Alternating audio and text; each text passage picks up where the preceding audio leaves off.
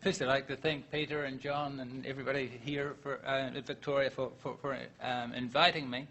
I've set up a web page for this talk with a bunch of links on it, and I've used this bit.ly thing that lets you have a very, very, very short URL. So then you'll go to my proper page.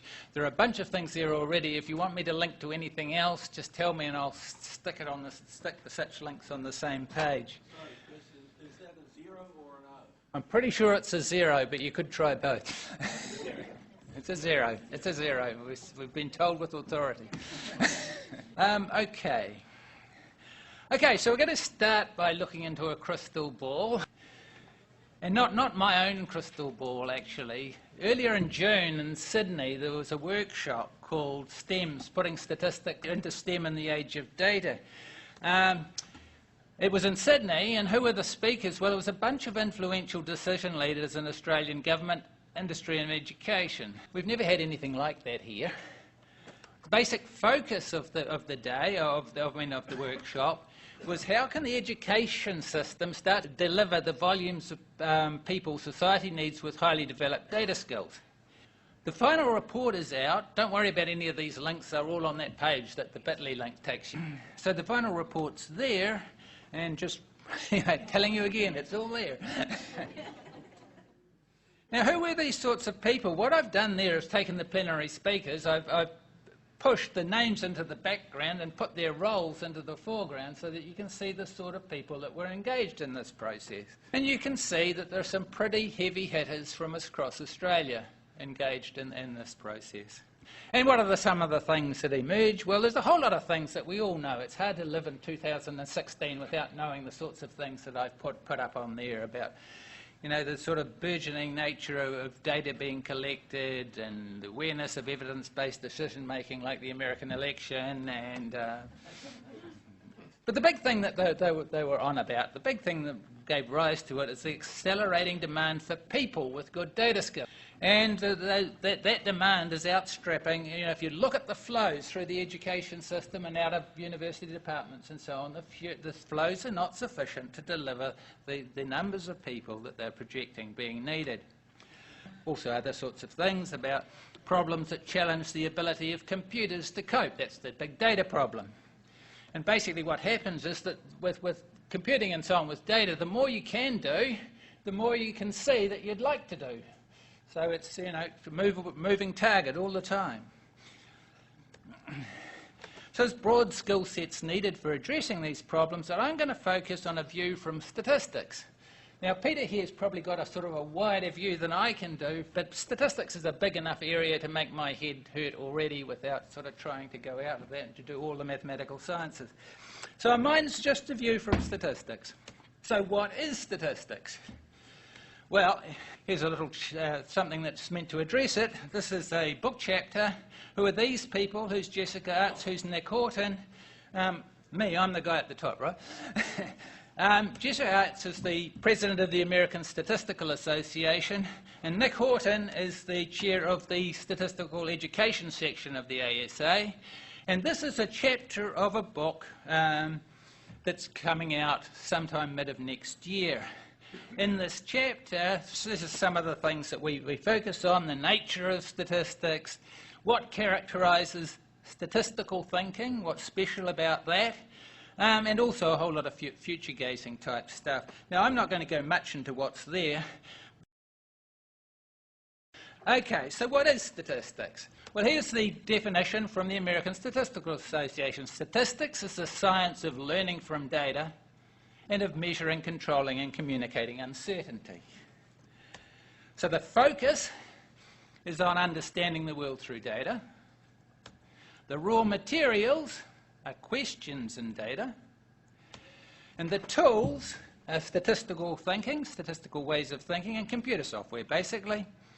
For a whole lot of purposes: data harvesting and wrangling, that's messing around with things, storing, organising, cleaning, visualising and analysis, and for quite a lot of those steps are based on mathematical models and derivations. The elephant in the room is technology, and basically something from Rob Gould at UCLA, that modern statistical practice is inseparable from technology. You just can't do it. So for statistics, what are mathematics and computer science? Now, I'm totally aware that these things have identities outside of my arena, right? So don't get upset. I'm just saying, the view from statistics. As far as statistics is concerned, what are these things? They are means for reaching statistical ends, right? That's just the same as it is for physics, economics, engineering, all other things that heavily use mathematics and computer science. The core of statistics are sets of fundamentally statistical concepts. And these concepts are built up or constructed using all sorts of modes of thinking, algorithmic, mathematical, scientific, all these different things go into conceptual building blocks. Somebody has a project on to rebuild the Colossus of Rhodes. So I got a picture of, Google Images, as you do, and here you can see statistics standing on mathematical and computing legs, right? But you can't build it that way educationally. Why not? It's too slow and it shuts out too many people.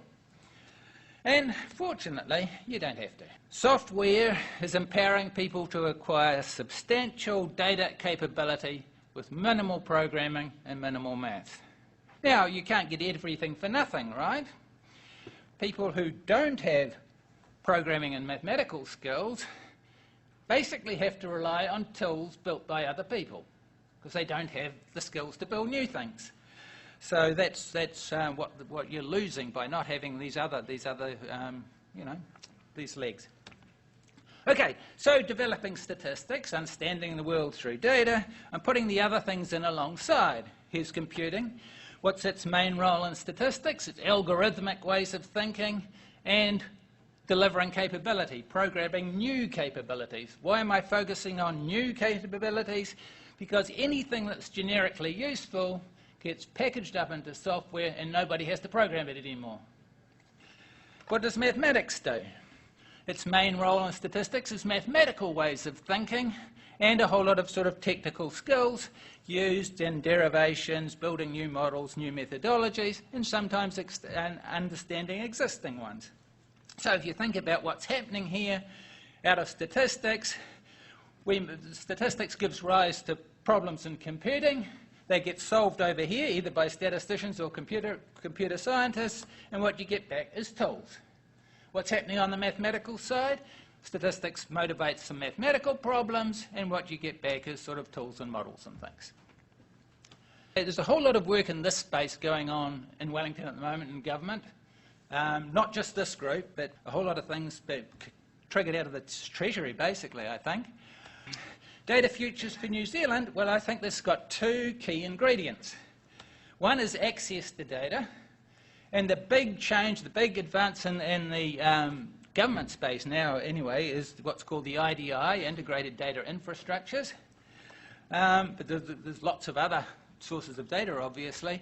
And the other ingredient is the capability of New Zealanders to gain value from it. Okay, what sort of value do you want? Well, basically social and economic value. So we're back to this Colossus of Rhodes. And we're standing, like the sort of metaphor of standing on two legs, right? It's standing on the legs of access and capability. I made this for a pitch to some government people at some point. What happens if you've got all this access if you don't have capability? It all comes crashing down. So capability, that's where we come in. Now I'm going to change focus a little bit and start looking at the future of work. Right? It's a big thing from the Labour Party, right? So whatever you think about the Labour Party's future of work, I think one thing's clear. The nature of work is changing and the work environment is changing, and we need coping strategies. And here's a little aphorism I've got from that. If you're thinking about the future of work, if something can be done by machines, it will be. Okay, so let's take that to its logical conclusions. What do we want for our students? We want for our students is the ability to do things machines can't do. Whoops. I've gone too far. Okay. The ability to do things that machines can't do. the future of work. Just about the only constant will be change. And we know that our world, the pace of change is accelerating, right? It's getting faster and faster, particularly with technologically driven change, okay? The only constant is change. That's got to be a really new sentiment, doesn't it?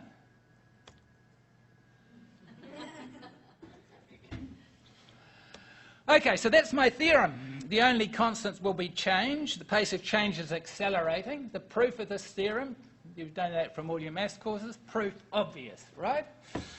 Okay, so what's the corollary to this theorem? I think this is the corollary to that theorem. With things changing rapidly and changing more and more, everybody's going to have to be a lifelong learner. I say big picture conceptions of the world have long-term value. Details are death dated. The best before date, right? Why is that? Because with advancing technology and other changes, the way you do things is changing all the time. The sorts of things you might want to do aren't necessarily changing, but the way that you do things change. So any particular way of doing things is death dated.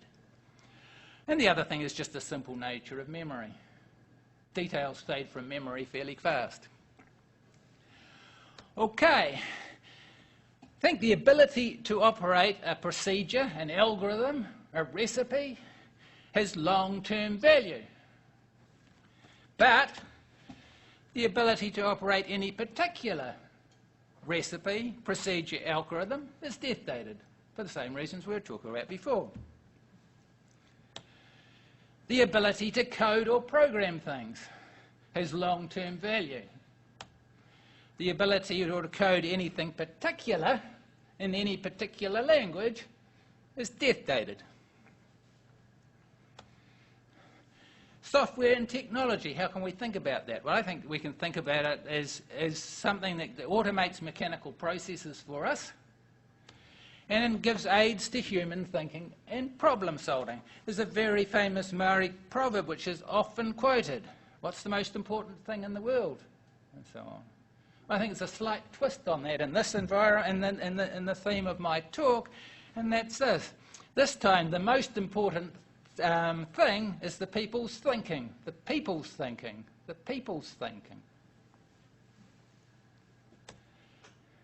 Operating particular procedures or driving software is not a worthy end goal. It's a death-dated thing. It's a temporary stopgap measure. Okay, what else helps lifelong learning? I think we can't minimise the effects of the things that you're just vaguely aware of out here. You know, what's just around the next bend, some sort of intimation, some sort of vague idea of what might just be around the corner, or just over the horizon. Intimations of what might just be possible. Because that and those intimations of what might be possible are the seeds of problem solutions and discovery. It's not the things you know up front, it's the things you're vaguely aware of that often hold the keys for making progress. Now at this point I'm going to change tack and go on to something totally different. I'm going to go into the business world and start talking about the terrible thing of short-termism in business. What is short-termism? Well, no, I've got a slide first before we get into that. What's our long-term plan? Our long-term plan is to find another short-term plan. I thought that was a good one. Okay, so we want to save capitalism from short-termism. We want to build a long-term financial future. So what's short-termism? It's a focus on short-term results at the expense of long-term interests. Okay, so that's cost-cutting, layoffs, all those things that make the bottom line in the next reporting period look good and leads to fat bonuses and stuff, right? And why don't we care too much about the short term? Well, that's this thing, the IBG-YBG syndrome. The I'll be gone, you'll be gone before the chickens come home to roost. Now, all that's terrible, isn't it? I mean, we could be doing so much better if we didn't have people at the top thinking short-term like that. Well, it's not just them. Students think short-term, don't they? What's some things we hate there? The focus on what do I need to pass? What do I need to get my excellence? Just give me the minimum. What do I need to get through? We hate that, don't we? You know, my children really hated coming and asking me questions because I wouldn't just give them the answer. I tried to make them think it through. They hated that. And if you won't give me the answer, please just give me a simple recipe. Okay? Anything that tell me I actually have to think. I mean, that's a terrible thing to do to anybody, isn't it? Okay. Well, here's some things about recipes and the future of work. This is something of a friend of mine. If you can only think like a robot, you'll be replaced by one. That's a nice one, isn't it? If you can only think like a robot, you'll be replaced by one. Could you sell that to a teenager? I don't know. I've just been polishing this. I haven't got any further than that. Here's another one. Qualifications versus capabilities. Qualifications. One more thing. Qualifications. These are things that you can have. What do? They get you a foot in the door. Once you're inside and you want to climb the stairway to success, the qualifications become useless, right? They've served their purpose, you've got your foot in the door. What gets you up the stairs? Well, it's your capabilities, right? That's what you can do. And including in that is how well you can think.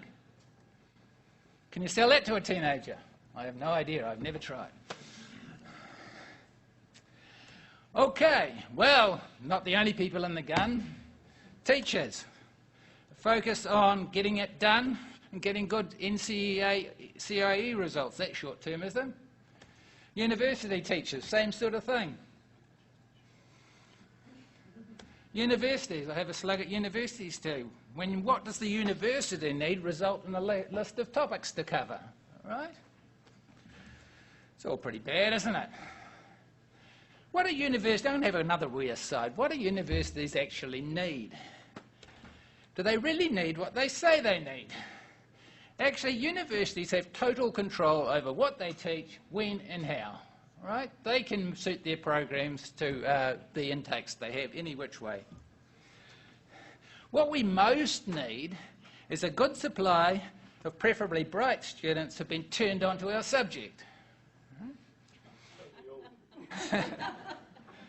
When teachers can turn if you can turn your students onto your subjects, then we in the university should be abjectly and eternally grateful, right? If we don't have that, we wither and die. If we do have that, we can prosper, and we don't even have to be that smart to do it. So back to short-termism. Actually, I think we're all short-termist. I think part of the reason is the reward systems we all work under reinforce that sort of behaviour. But here's a little appeal to altruism. Surely that shouldn't entirely define us.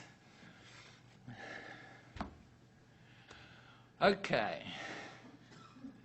Well, basically, you know, it's not an either or here, right? It's trying to find a balance, right? We need to do things that will help people in the short term, and we want to also give some long-term benefits, right? We don't want everything to be dead in 2 years. Now, I was thinking about here, I've been looking into a crystal ball, and that's sort of like forecasting, right? How many people here have ever been teaching time series? Well, it's nice to see, very nice to see. Well, I was making these slides and I was thinking about crystal balls and forecasting and so on, and this sort of came to me.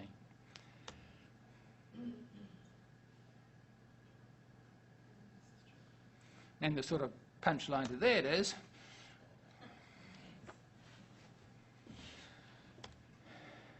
now I'm going to go on and talk a little bit about some of my technology educational type projects. Census at school. Are there any teachers here who are not aware of census at school? It's I've been running this for nearly 14 years now, I think. I hope there's awareness of it out there. One thing I should say, the next data gathering thing starts at the beginning of next year. The quality of the data resources depends on people putting data in. So please, please, please make your classes doing it. And it's not some busy work, just some busy work activity. There are lots of good statistical lessons you can draw about this data gathering process, about the nature of data gathering, the nature of measurement. There are all sorts of things there, and I think we have some reasonable resources about that sort of thing. This is my Insight, my sort of data analysis software, and this is the online version of that, Insight Lite. So this is something that a lot of people think of as part of Insight, but it's really a separate project. Got Visual Inference Tools, VIT, I call it. It is packaged up with Insight for the desktop version, and we've just got an online version of parts of this available now, so I'm going to spend a little bit of time in here talking about that, because that is something, you know, you can do with bring your own device and all that sort of stuff. Okay, I'm going to talk about this page a little bit later. It gives a lot of sort of places to go for sort of teaching related things around using these types of visualizations and animations.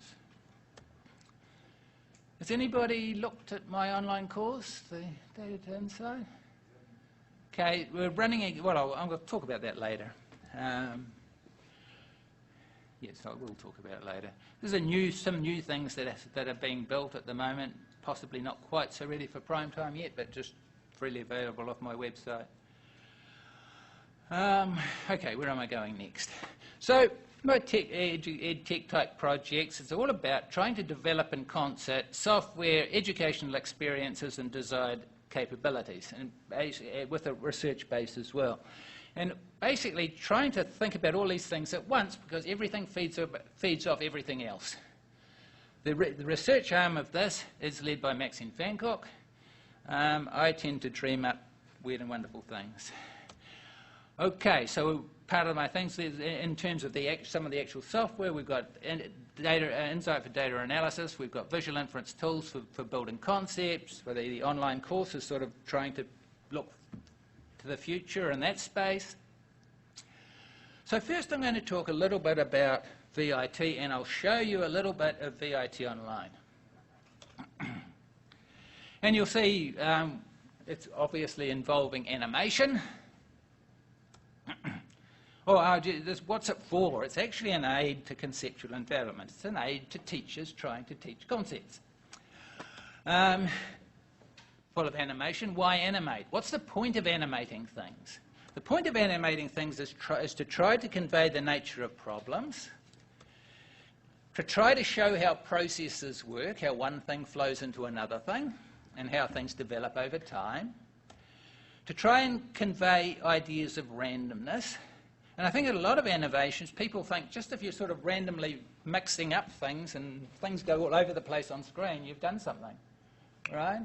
But I think you haven't. It's critical to try to connect all the conceptual dots as a process develops. And what experience tells us in teaching with these things that if there's a crack there somewhere, people will fall down it. So I'm going to try and demonstrate this little way in the production of idea of confidence intervals. So I'm going to start thinking and try and say in very simple games with confidence intervals, what's the game we're trying to play? Well, the game is stemmed by a problem. I'm trying to estimate something using a sample, right? And what happens whenever I do this, my estimate is always wrong. Okay, and there are a bunch of reasons why my estimate is always wrong. One important one is sampling error. Okay, so a solution to the sampling error problem, or a partial solution to the sampling error problem, is to try and put a margin around my estimate, put some slop around the estimate that I've got to allow for the likely extent of sampling error, and we call that thing a confidence interval. So I'm done, right? There's all sorts of things we have to worry about here, besides how do I calculate one of these things? Where do I get them from? Things about the behaviour at such intervals, if we keep doing studies and use these things, what happens? Why, if I get a confidence interval, why should I trust the results? Now I have one, how do I use it? And what sort of errors have I accounted for, and which ones haven't I accounted for? All these things are totally big, generic questions which are basically over to one side of how I actually got this thing. And what areas have I accounted for, and what haven't I accounted for when I make a confidence interval? I've accounted for, or partially accounted for what? Sampling error. And what haven't I accounted for? Basically anything else, non-sampling error, any form of bias, does nothing for about any of those things. Anyway, put all that away. Okay, so let's keep finding in on this problem. My solution estimate is wrong. I want to put some slop around it to allow for the likely extent of sampling error. How am I going to do that? Well, suddenly I run into a new problem. I can't see the likely extent of sampling error. So what can we do? We're going to have to approximate somehow. And there are two main paths forwards. There's a sort of mathematical path where I make assumptions about how the world behaves and then deduce from those assumptions some behaviour that I can use, some behaviour of sampling errors. Okay. This has served us well over time. And I don't want to minimise that. I just don't think it's a good first exposure to anything because it's hard to understand. Every new situation needs a new theory, and people get lost in a forest of details. What we are pushing at in an NCEA is actually using bootstrap resampling to get a handle on the extent of sampling error. And why is this a good idea? We've only got one big idea, and it can apply to just about anything you want to estimate. So just one large hammer. Okay, so where have I got to here? Now here's my story. The problem is my estimate's wrong. The basic solution is I want to put a margin around it to allow for the likely extent of sampling error. I can't see that, so I'm going to approximate the likely extent of sampling error by resampling error. Okay, now I start sort of trying to flesh that out. What do I need to make this story work? Well, actually, there's quite a few fishhooks in those two simple little lines. The first fishhook is getting an appreciation of what sampling error is and what it looks like. The next one is, what this idea of putting a margin around something and why that might be a good idea. Now, if we're going to operate this idea at the bottom, I have to know what that thing is to start with. What's resampling error and what does it look like? Why might it be useful to approximate sampling error by resampling error?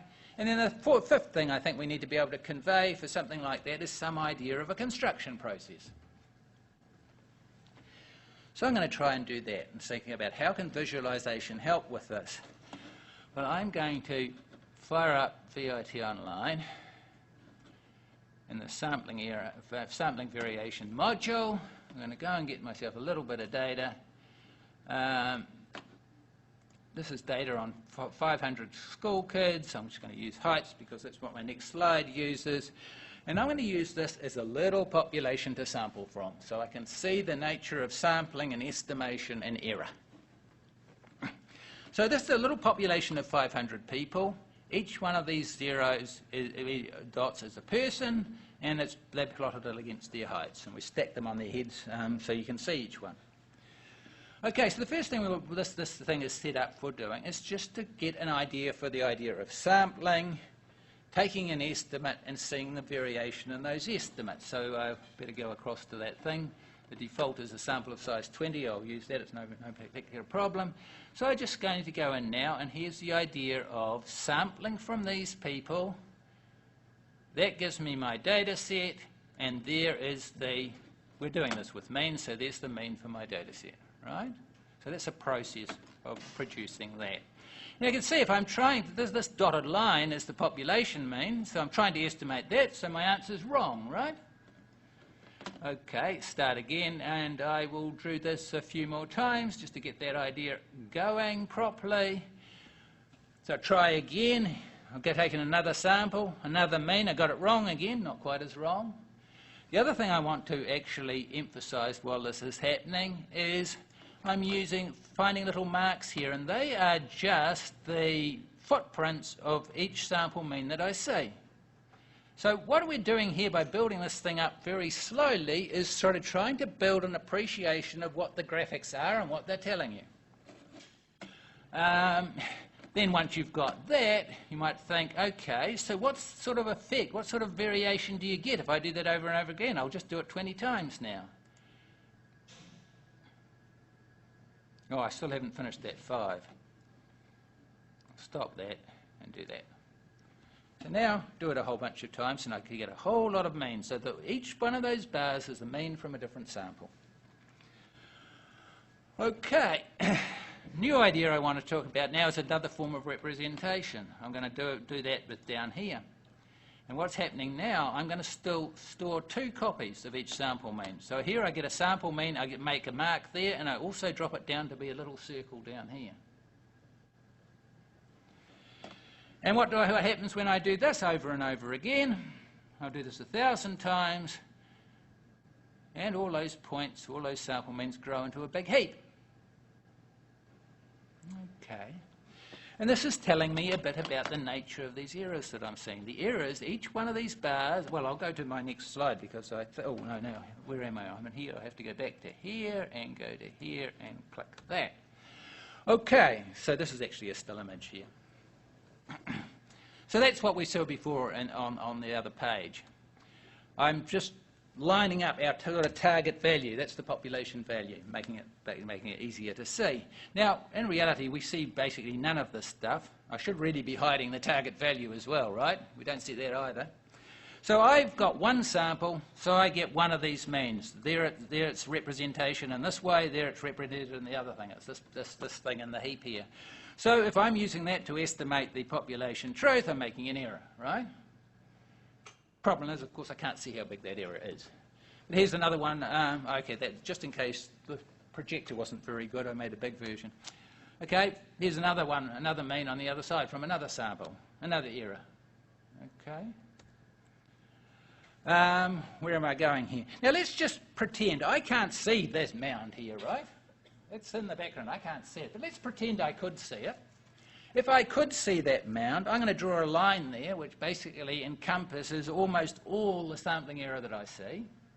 And I'm going to take that and I'm going to superimpose it on my data value. And you can see if that's the mean I got from my sample, if I put this margin of error around it, I've got the truth, right? I'm going to do that to another one, this other one I had, right? I've got the truth again. And I think if you look, for just about every one of these that you see, if you put that margin around it, you'll catch that line, you'll catch the truth. Which is all very and well, except I can't see this heap, so I can't see that. Okay, so at this point, well, I'm going to sort of jump to something a little bit new here before I explain what it is. This is what, on the right-hand side, is what we've just been looking at. It's the sort of sampling variation that we're getting from all the means we get from all these samples. What I'm seeing on here is what happens when I resample from the sample and do the same sort of graphics. And you look here and I say, hey, that looks pretty similar to that. And actually, even the width of that looks sort of similar to that. Okay? I'll go and tell you how this one gets constructed in a minute. So if you think, right, I can't see that, right? And I want to get a handle on sampling variation, why don't I just use that one that I can see? So I'm going to use resampling error, which I can see, to estimate sampling error, which I can't see. Okay, note to self, go back to VIT online and BS doesn't mean what you think it means. Well, I hope not. Just a minute, tab, alt, no, it's alt tab you do, not tab alt. Yeah, I'm back to it. Okay, how am I doing for time? Too bad. Okay, now I'm going to go into the bootstrapping menu. I'll go back. I'm going to, so that the graphics are clear and come in very quickly. I'm going to use a very small sample set. It's just a small subset of that other one. It's only got 20 people in it. Okay, so I'm going to start using this to try and show the idea of bootstrap resampling. I'm doing this for a mean. So the first thing I'm going to do is just show the resampling process. Now I'll start it off. What I'm happening is I'm populating a list on the right-hand side by sampling the values that are on the left-hand side, and every time I go back to sample a new one, I take it from the whole list, whether I've used it before or not. That's what sampling without replacement, and that's what we do. That's the game we play here.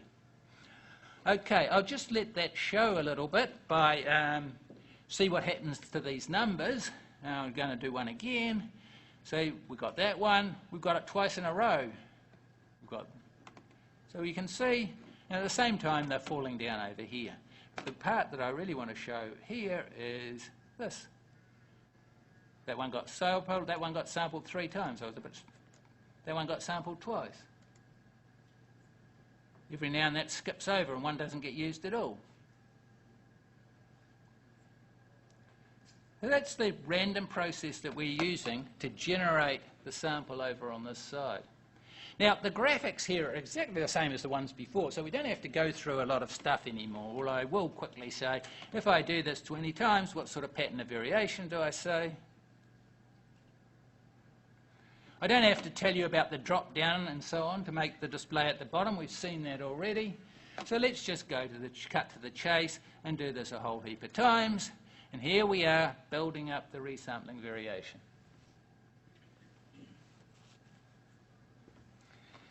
Okay, now how do we make a confidence interval out of this? We're trying to catch most of this, almost all of it. We chop a bit off the ends.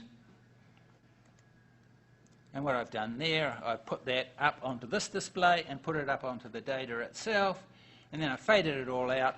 Here's my data, here's my mean, here's my confidence interval for that mean. Right? Sort of analogy I use for all this stuff is this is sort of like the working and the long division. I've hidden the working and we're just showing the answer, right? Now, does any professional ever use software like this? No. They already know all this stuff, right? They want the answer, they want the numbers, and they want them now. Okay? They don't want to go through all this rubbish. But anyway, is that all I wanted to show with that? I think it is. Let's imagine so. Okay. Okay, so what do we need to do? We're given a way to... So basically, what I'm showing there is not in some sort of substitute for teaching. It's just for aid in using teaching, right? And we've sort of tried to walk through all these things that we're talking about there. So the job's done, right?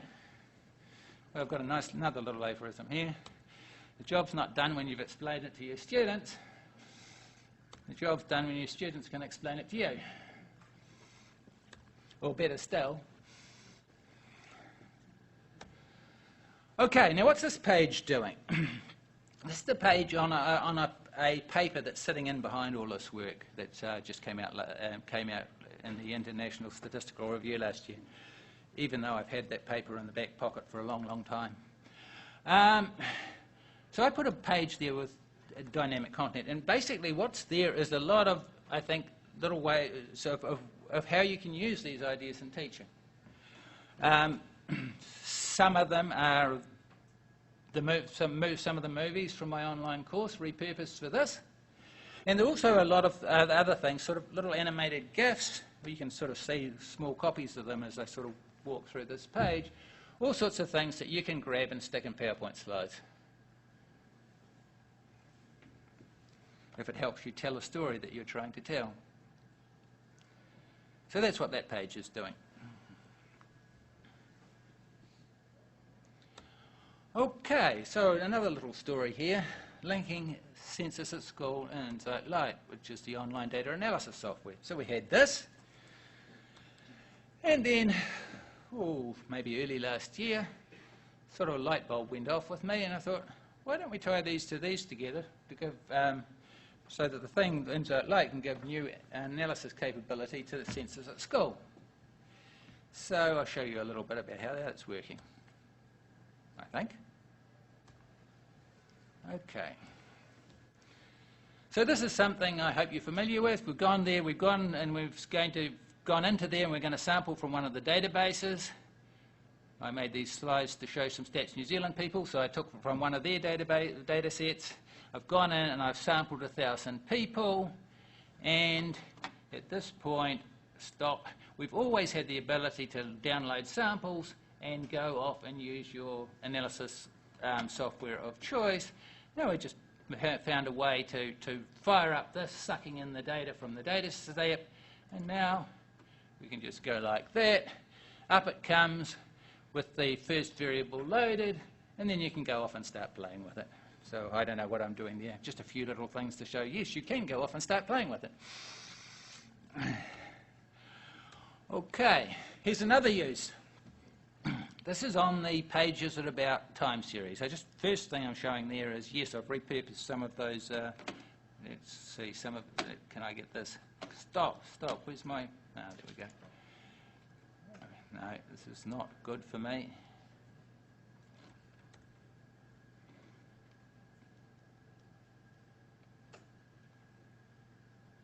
I've repurposed some of my movies for teacher preparation, but what I really want to show is something we've done with the data sets. See, there's a little eye below that data set. If you click on it, it fires up the data set inside light, and then you can go and start playing with it. Just various ways of looking at time series. Why did I do this? Well, initially I did it, I thought this would be good, but because you give you as a teacher a really quick way to look at this time series and see if you wanted to use it or not. All right? You can get this in seconds, and you say, that does the job for me, or it doesn't, go on to another one. So that's, I think, that sort of way of thinking, I think, gives a lot of power for a lot of other projects that are not to do just with teaching and education. It looks at a lot of ways for delivering display tools for all sorts of unit record data in all sorts of places. What else have we got here? Well, we've talked a bit about Insight, my data analysis software. That'll send you crazy soon, so I'll stop that. What do I want to say about that? Quite a lot has happened to this software in the last 6 months or so, and some extra capability has been added in the last week or two to do things that Vic wants for their first year teaching. So if you haven't been here for a while, it's worth going back and having a look. Okay, so this is a data set. This is something for data analysis.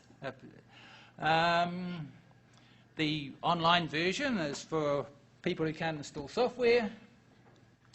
What else do I want to say? This has a heap more capability than teachers need for NCEA. All right? Now I say that's a plus. Now why is it a plus? Many young people are curious. I've heard this from parents looking over their children's shoulders with these things. They just go and play things. I was always too scared to play with things like software because it would break, right? But they're not scared. They'll just push every button and see what happens. So I wonder what this does. I wonder what would happen if I did this. This also, I hope, can lead. I wonder what this means.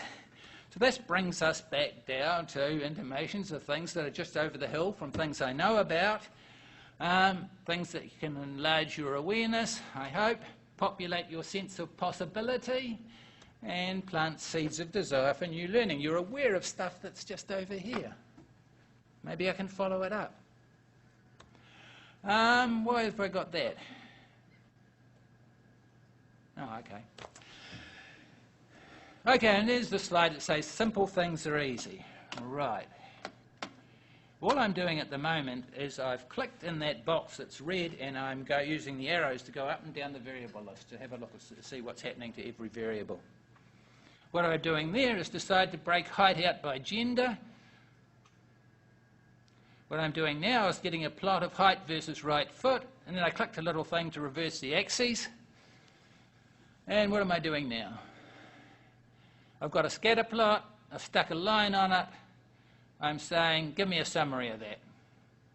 Oh, and actually, these two little things here, store fitted values, store residuals, are things that have been added in the last couple of days for Vic.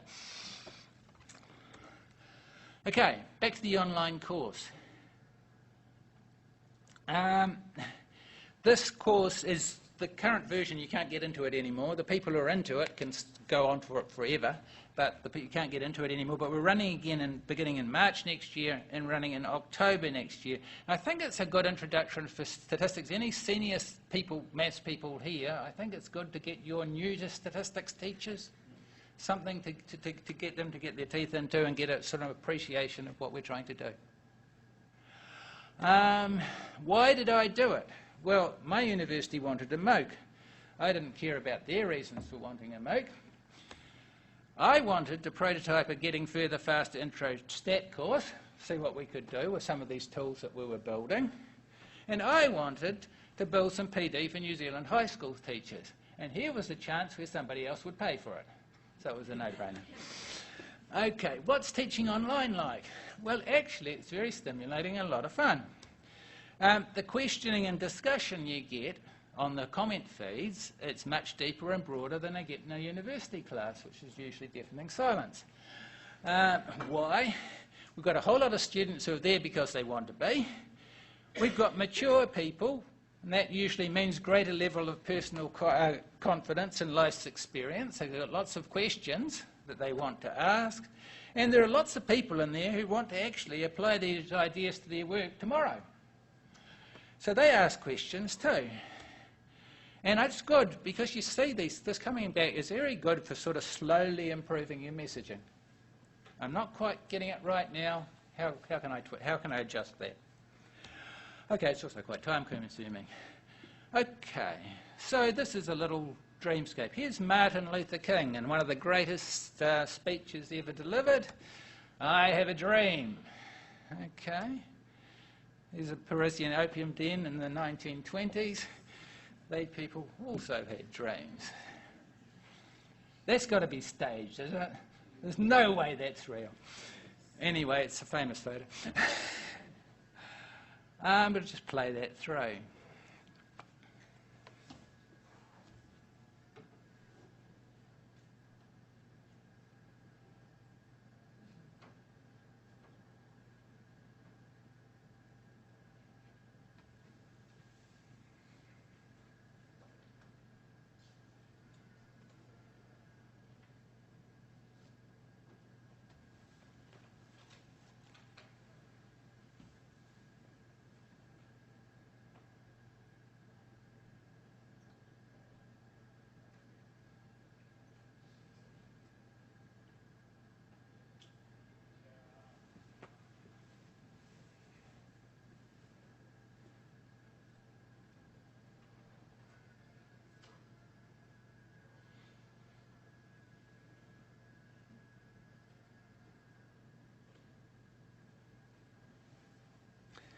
So thank you.